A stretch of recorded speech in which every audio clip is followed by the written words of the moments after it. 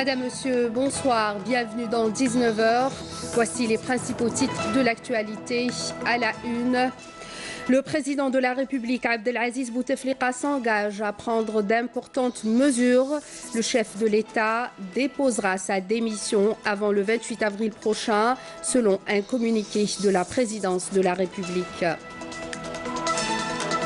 Traditionnelle cérémonie de passation de consignes entre les ministres partants et leurs successeurs suite à la nomination hier d'un nouveau gouvernement par le président de la République, Abdelaziz Bouteflika. À Djelfa, éradication de la cité Zre'a, l'un des plus grands bidonvilles que compte la wilaya. Après la démolition du site, les familles ont été relogées dans un nouveau pôle urbain qui compte 940 appartements. Prolipos, une entreprise à Souqahras spécialisée dans la production de corps gras sous différentes formes. Outre le marché local, l'unité exporte ses produits vers la Libye et le Qatar. Un reportage à suivre dans ce journal. Sport à la fin, pas moins de 5 clubs de gymnastique dans la wilaya de Skikda. Une nouvelle tendance qui compte déjà 70 jeunes athlètes en vue de former une équipe nationale forte et représentative. Bonsoir à tous. Tout d'abord, et selon un communiqué de la présidence de la République, la nomination du nouveau gouvernement en date du 31 mars par le président de la République, Abdelaziz Bouteflika, sera suivie d'importantes décisions qu'il prendra conformément aux dispositions constitutionnelles à l'effet de permettre d'assurer la continuité du fonctionnement des institutions de l'État durant la période de transition qui s'ouvrira à la date à laquelle il décidera sa démission. La dite démission du président de la République, Abdelaziz Bouteflika, interviendra avant le dimanche 18 avril 2019, date de la fin de son mandat électif.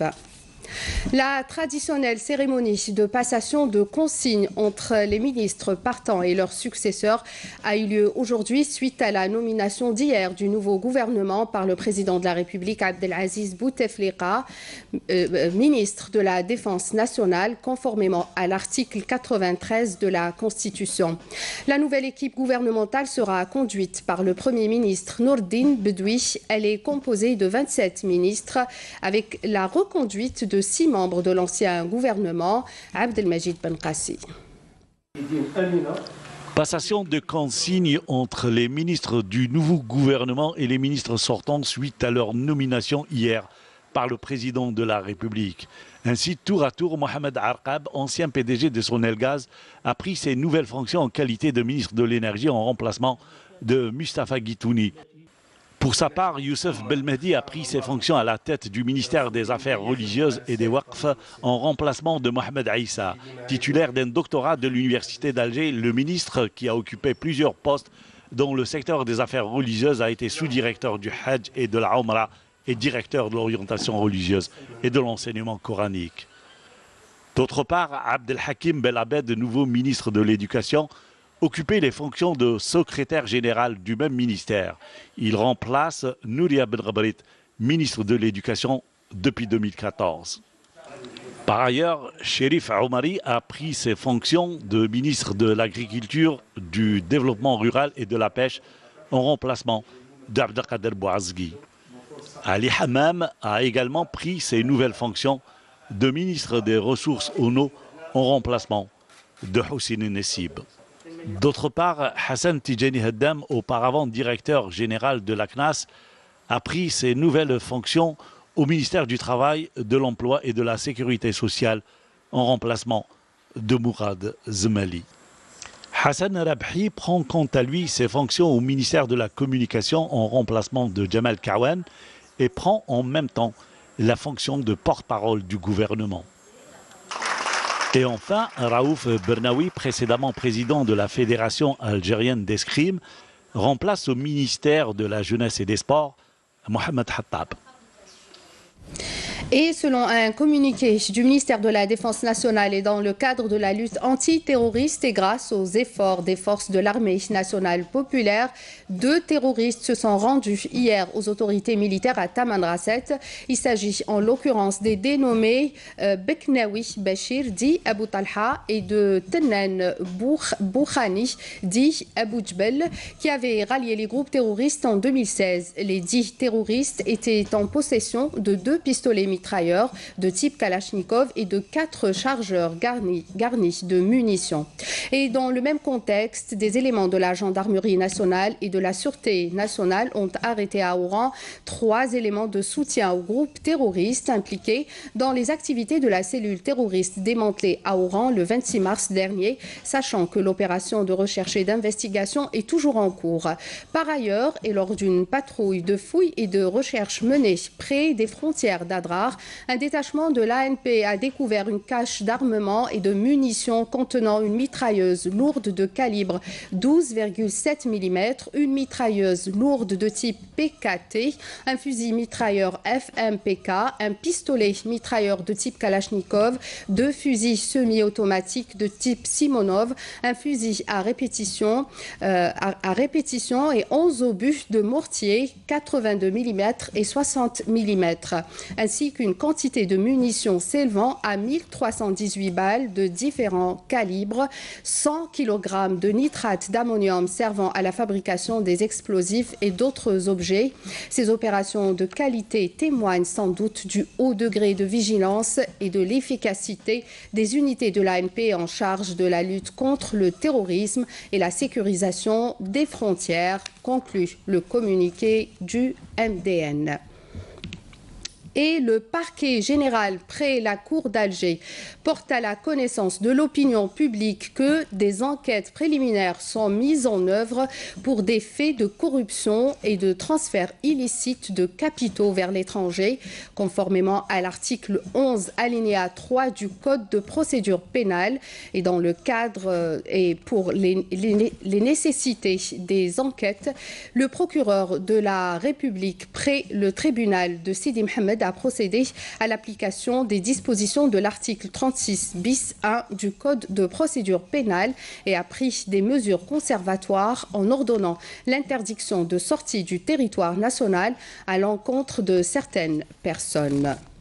Et nous allons à présent à Djelfa qui vient de se débarrasser de l'un des plus grands bidonvilles de la wilaya. La démolition des constructions de la cité Zrea a été entamée immédiatement après l'évacuation de la plupart des résidents relogés dans des logements décents dans un nouveau pôle urbain qui compte 940 nouveaux appartements. Beaucoup se sont estimés lésés par cette opération de relogement. Une cellule a été donc installée au sein même du nouveau quartier en vue de recevoir le recours, comme nous dit Manel Boutouaba.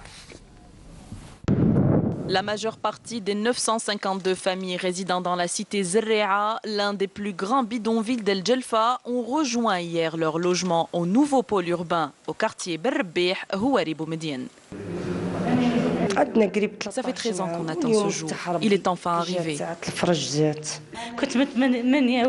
J'aurais aimé que mon mari assiste à ce moment, mais il est mort il y a 2 mois. Malheureusement, il ne pourra pas voir notre nouveau logement. J'aurais vraiment aimé que mon papa voie notre nouveau logement. Il a souhaité que ce moment arrive chaque minute, chaque heure de sa vie.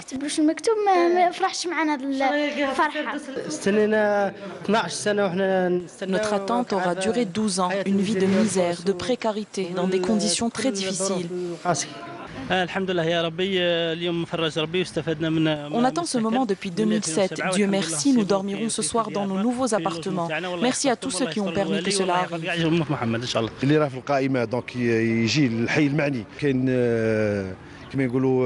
Nous avons aménagé un coin pour recevoir les gens. Toute personne qui est sur la liste et qui n'a pas encore bénéficié de son logement peut aller vers la régie pour payer. Des représentants désignés pour cette opération lui indiqueront le bloc vers lequel elle a été affectée et l'orienteront vers son nouvel appartement.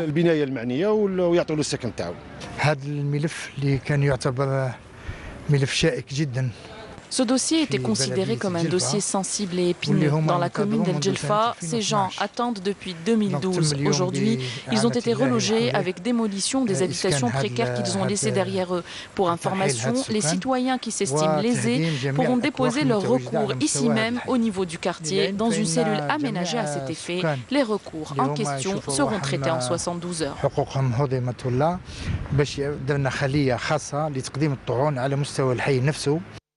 La démolition des constructions précaires érigées à la cité Zerrea a été entamée immédiatement après l'évacuation des résidents. Elles laisseront place à l'implantation d'un programme de 1000 unités ADL. Pour rappel, cette cité bidonville a déjà fait l'objet d'une première opération de relogement en 2012. Les constructions précaires avaient été récupérées par d'autres familles pour en faire un nouveau point noir dans le tissu urbain de la ville de Djelfa. Et restons avec les projets de développement, cette fois-ci au sud du pays. 60 projets d'investissement liés à différents créneaux économiques ont d'ores et déjà été localisés dans la nouvelle ville de Hassim Saoud. Les autorités de la wilaya de Ouergla appellent à l'encouragement de l'investissement porteur de richesses et d'emplois dans cette ville considérée comme un modèle de développement durable. Regardez. S'étalant sur une superficie de plus de 4000 hectares, la nouvelle ville de Hassim Saoud est située à environ 80 km à l'est d'Ouargla. Les travaux de réalisation de cette nouvelle ville accusent un retard important.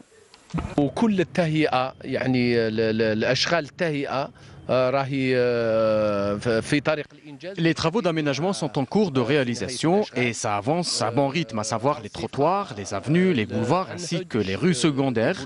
En plus de cela, il y a une station de dessalement d'eau, une station de pompage et une station de tri sélectif. Bon nombre de projets de différents secteurs d'activité sont en cours de concrétisation dans la nouvelle ville de Hassim Saoud.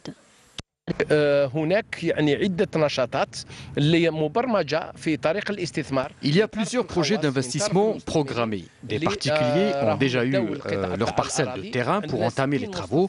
Au total, 70 investisseurs vont débuter leur projet ici au niveau de la nouvelle ville de Hassim Saoud. Il faut savoir aussi, il y aura 9 hôtels. La zone d'activité logistique de la nouvelle ville de Hassim Saoud abritera donc 60 projets d'investissement. Concernant entre autres activités, la fabrication de panneaux solaires, le traitement de déchets, le recyclage de produits plastiques et cartons, le stockage frigorifique, le montage de cabines sahariennes, la construction préfabriquée en béton, la fabrication de panneaux sandwich et la fabrication de réservoirs pour ateliers pétroliers et soudure industrielle. Et c'est l'heure de l'appel à la prière de Salat al-Maghreb à Alger et ses environs, et on revient juste après.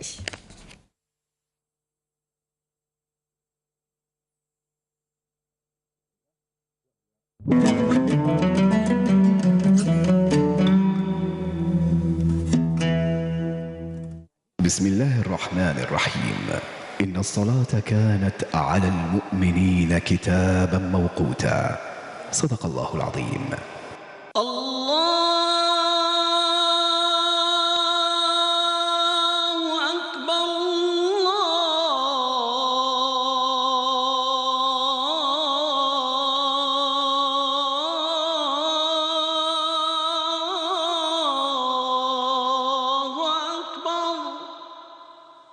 أشهد أن لا إله إلا الله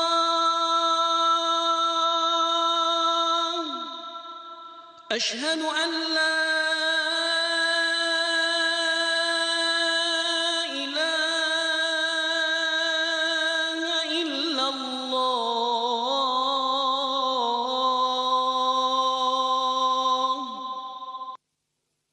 أشهد أن محمدًا رسول الله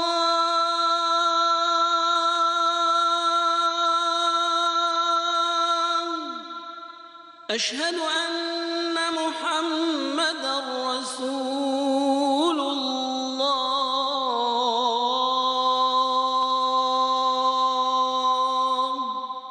حي على الصلاة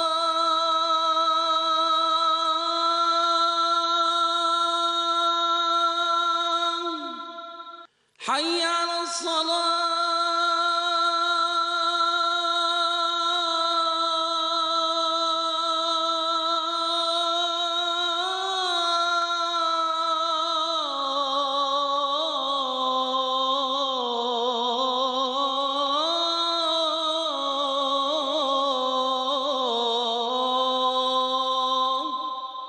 حي على الفلاح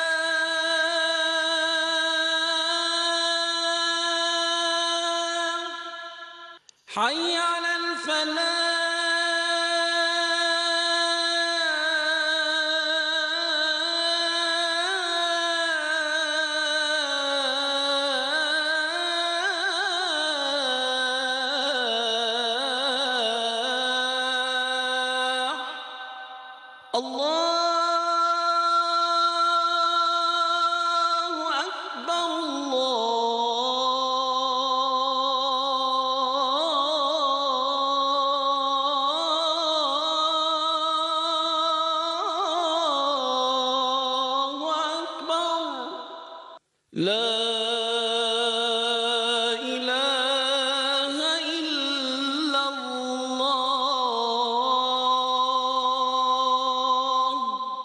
اللهم رب هذه الدعوة التامة والصلاة القائمة آت محمدا الوسيلة والفضيلة والدرجة الرفيعة وابعثه اللهم مقاما محمودا الذي وعدته.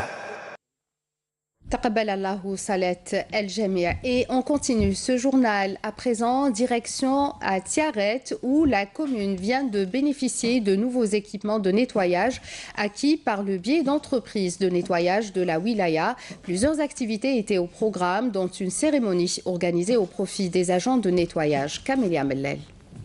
L'entreprise de nettoyage de Tiaret s'est dotée de nouveaux équipements, des bennes à ordures installées dans plusieurs quartiers de la ville pour collecter les déchets ménagers avant leur transfert dans les décharges publiques. Ces nouveaux équipements permettront de se débarrasser des mauvaises odeurs des déchets, mais également améliorer le quotidien des citoyens. Ces bennes à ordures sont 100% made in Algérie. Dieu merci, nous avons relevé le défi. Comme vous voyez, la commune de Tiaret est propre et on aspire à faire mieux. Des agents de nettoyage ont été récompensés à l'occasion du premier anniversaire de la création de l'entreprise de nettoyage de Tiaret. C'est un hommage bien mérité puisque c'est un métier très difficile qui nécessite beaucoup de volonté. Mais en tout cas, nous sommes toujours au service des citoyens de Tiaret. Nous devrions également travailler ensemble afin de préserver davantage notre environnement.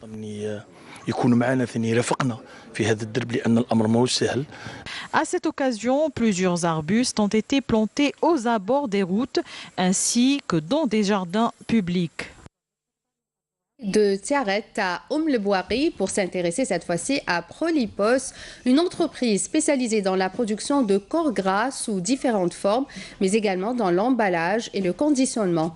Réalisé dans la zone industrielle de Ain Lila à le ce projet est d'un investissement de 80 milliards de dinars, active également dans d'autres domaines et ambitionne de développer davantage sa gamme de production.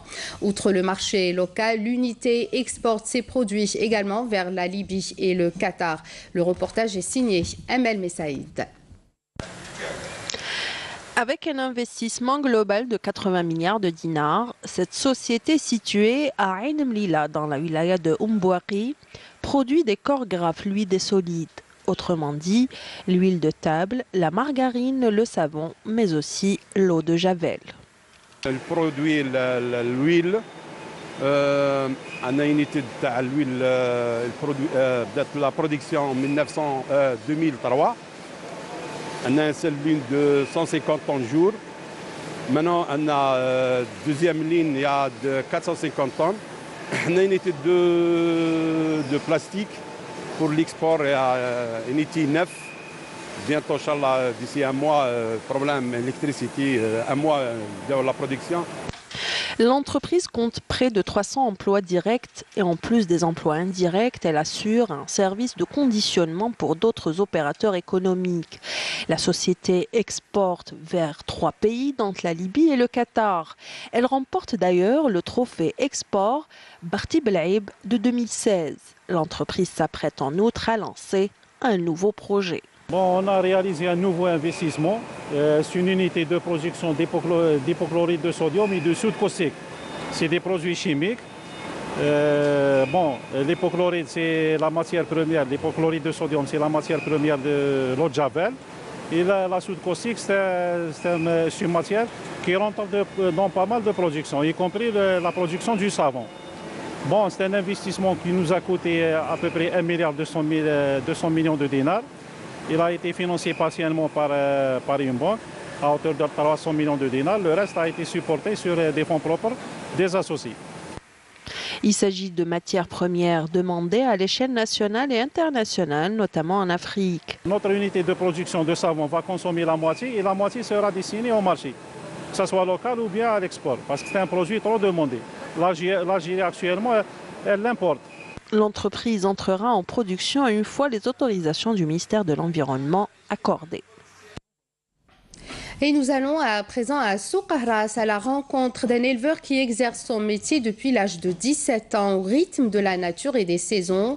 L'élevage pour lui est avant tout une passion. Malgré les contraintes, Fethi maintient son activité par amour du métier. De 5 vaches seulement, il se retrouve aujourd'hui avec un cheptel de 85 têtes bovines, toutes de race locale. Le portrait est dressé par Nesrine Bessaidi. Regardez. Il n'a bénéficié ni d'une formation ni d'un stage. Ce jeune agriculteur d'El Mahroucha, wilayat de Souk Ahras, a réussi à relever le défi et ce en renforçant la race bovine locale. Aujourd'hui, Fethi, cet agriculteur de 40 ans, possède un cheptel de 85 têtes bovines. Il est fier de dire qu'il n'a importé aucune vache de l'étranger. Quand j'ai commencé cette activité, je n'avais que 17 ans. J'ai commencé avec 5 vaches laitières. J'ai vraiment persévéré pour en arriver là. Maintenant, j'ai un troupeau de 85 vaches. Elles sont toutes d'une race locale. J'ai pris soin d'elles comme si c'était mes propres enfants. Cependant, Fethi n'était pas à l'abri de contraintes. Cet agriculteur a dû faire face à beaucoup de problèmes concernant notamment le contrat d'exploitation pour le pâturage. Fethi estime que les 2 hectares dont il a bénéficié restent insuffisants, ce qui l'a poussé à exploiter les régions montagneuses. L'État m'a accordé 2 hectares pour le pâturage, mais cela reste insuffisant. J'ai dû exploiter des parcours de pâturage dans les montagnes, mais le chemin épuise mes vaches, ce qui influe sur la quantité de lait produite. J'arrive aujourd'hui à produire jusqu'à 600 litres de lait par jour. Si l'État m'accorde plus de terre, j'atteindrai un nombre de 200 vaches laitières et je pourrai produire ainsi jusqu'à 1000 litres de lait par jour. En attendant des jours meilleurs, Fethi continue à travailler pour agrandir son troupeau. Cet éleveur espère que les autorités concernées prennent en considération son problème, ce qui lui permettra de renforcer son cheptel et améliorer sa production de lait. Allons à présent à Tamanrasset où des jeunes investissent plusieurs domaines de travail. Ils étaient pourtant chômeurs. Ils deviennent aujourd'hui entrepreneurs grâce au dispositif CNAC, la Caisse nationale d'assurance chômage. Il faut dire qu'elles réussissent bien. Voyons comment dans ce reportage de Fatima Ben Ferjallah. Le commentaire est de Naïma Chekchek. L'aviculture, c'est l'activité qu'a choisie Malika à Tamanrasset grâce à l'aide de la Caisse nationale d'assurance chômage, la CNAC. Et avec le même mécanisme d'emploi, Mohamed Ali Mabrouki a pu lui aussi réaliser son projet agricole en achetant son matériel de travail, ses chambres plastiques et en diversifiant ses produits.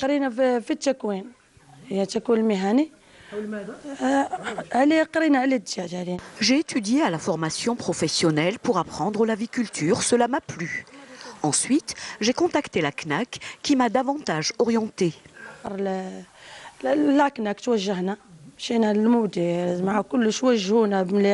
La CNAC m'a soutenu avec un montant de 400 millions de centimes pour l'achat de mon matériel de travail que j'ai donc à ma disposition et j'ai commencé à travailler. قيمة العتاد اللي راه معطاهم لينا ولا خرجناه وبدينا نخدموا من 2018 إلى حد الساعة.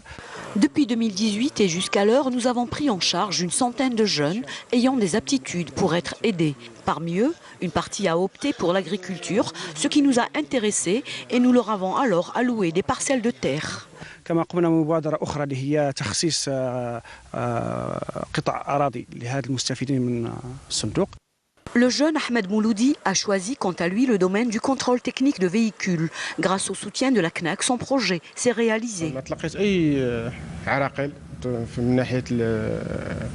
Je n'ai rencontré aucun obstacle. La caisse m'a aidé pour le financement des moyens de travail que vous voyez. Il reste juste la problématique de raccordement à l'eau qui n'est pas encore disponible, ni à l'électricité qui est essentielle.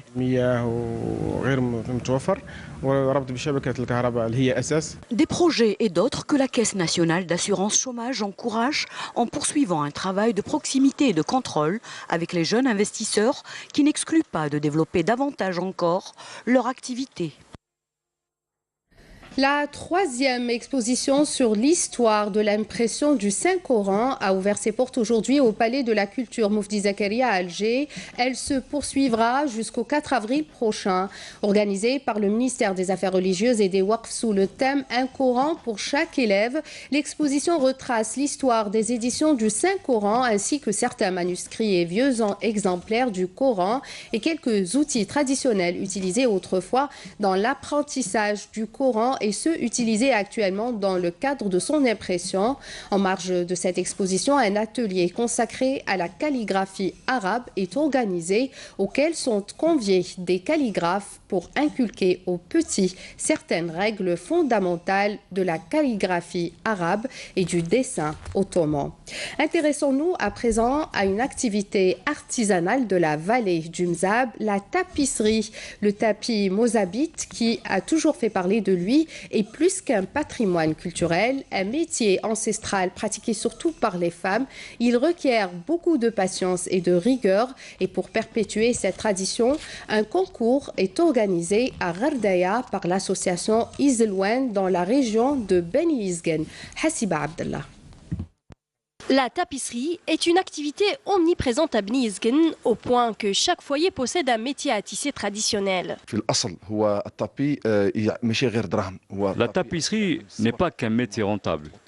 Grâce à la tapisserie, la femme artisane apprend à devenir patiente. Pour conserver ce patrimoine, des manifestations culturelles sont programmées souvent à Ghardaya, comme cette exposition du tapis de Beni Yizgen, organisée par l'association Izelwen Mzab, visant à attirer les touristes en ces vacances de printemps. Nous sommes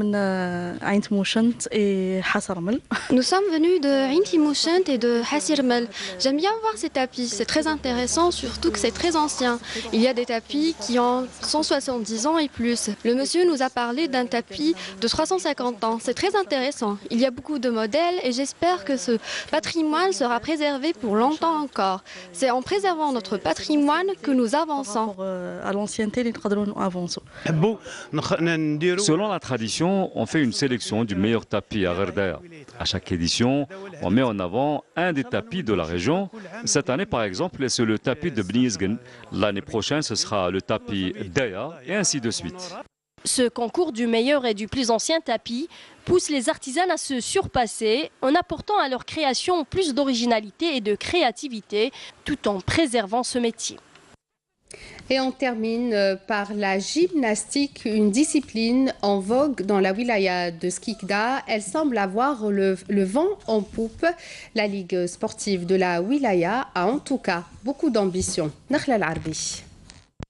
Pas moins de 5 clubs de gymnastique dans la wilaya de Skikda. La discipline compte au total 70 athlètes répartis sur 6 clubs très ambitieux, à l'image de celui de Russikada. Personnellement, je m'occupe des deux. Les gymnastes que j'ai suivis en championnat national jusqu'à la catégorie jeunes talents et l'équipe nationale comme Anis Maouch. L'école Skikdi de gymnastique a une préférence pour les barres asymétriques. Les athlètes commencent à s'entraîner dessus très tôt. Dès le début, Sidra Sidhen et Fatima Boukhatem sont deux jeunes espoirs sur lesquels le club mise fort pour le prochain championnat prévu à Boufarik la semaine prochaine. J'ai participé au championnat arabe au Liban et j'ai décroché 3 médailles d'or.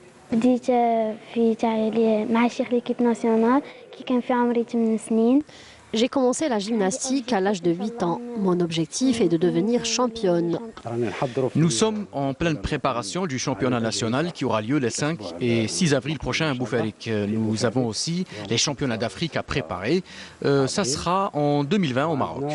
Le but du coach, Hakim Atmani, qui est aussi l'assistant du sélectionneur national, est de former une équipe nationale de gymnastique qui soit forte et représentative. C'est la fin de ce journal. Merci de nous avoir prêté attention. Je rappelle que tous nos programmes sont disponibles sur les sites internet de la télévision, la chaîne YouTube ainsi que notre page Facebook. Excellente soirée sur Canal Algérie. Au revoir.